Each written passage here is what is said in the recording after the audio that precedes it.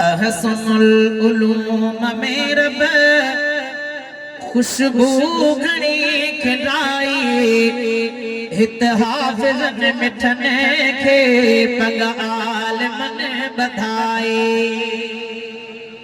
मोहब्बत सजो सुभान अल्लाह। अहसनुल उलूम में रब खुशबू घणी खिलाई हित हाफिज़न मिठने खे पग आलिमन बधाई।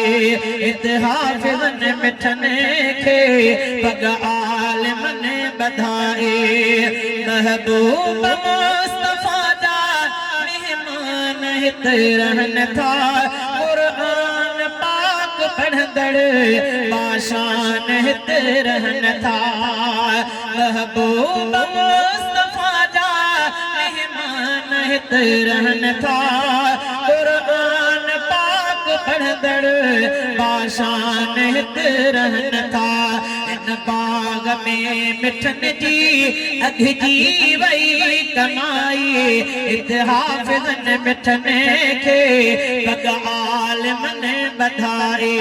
हित हाफिज़न मिठने खे पग आलिमन बधाई। अहसनुल उलूम में रब खुशबू घणी खिलाई हित हाफिज़न मिठने खे पग आलिमन बधाई। हित हाफिज़न मिठने खे पग आलिमन बधाई। हाफिज़ शफीक रहमत हित मोहतरम ही मेहरबान। हाफिज़ खलील रहमान हाफिज़ थियो अदा हित। हाफिज़ शफीक रहमान खलील रहमान थियो हित। मोहम्मद हाशिम मथां भी अहिड़ी खुदा अता कई। अब्दुल रशीद तेर राज़ी थियो अदा हित। हित हाफिज़न मिठने खे पग आलिमन बधाई। अहसनुल उलूम में रब खुशबू घणी खिलाई हित हाफिज़न मिठने खे पग आलिमन बधाई। हित हाफिज़न मिठने खे पग आलिमन बधाई। साईं गुलाम हैदर महबूब मोहतमिम इस्लाम इल्म खातिर खिदमत में दम बदम साईं गुलाम हैदर महबूब मोहतमिम इस्लाम इल्म खातिर खिदमत में दम बदम साईं जी मेहनतुन सां रौनक खुदा लगाई हित हाफिज़न मिठने खे पग आलिमन बधाई।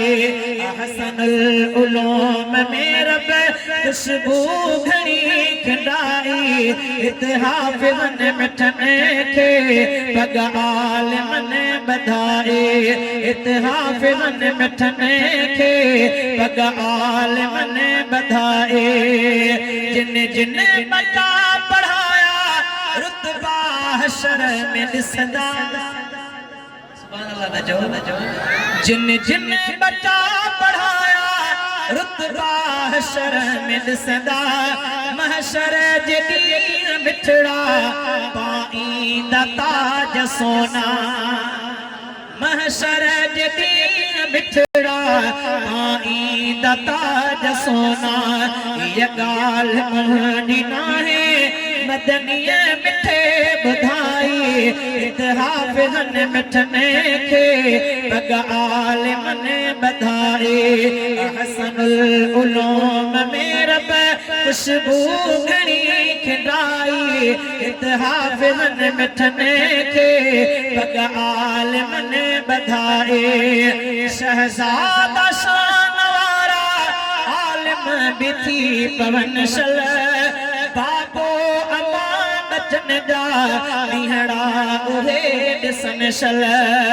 बाबो अमा जन जा मीहड़ा उहे ॾिसन सल महफिल भलीअ में अहिड़ी आहे दुआ घुराई हाफ़िज़न मिठने के पग आलिमन बधाए अहसनुल उलूम में रब खुशबू घणी खिंडाई हाफ़िज़न मिठने के पग आलिमन बधाई।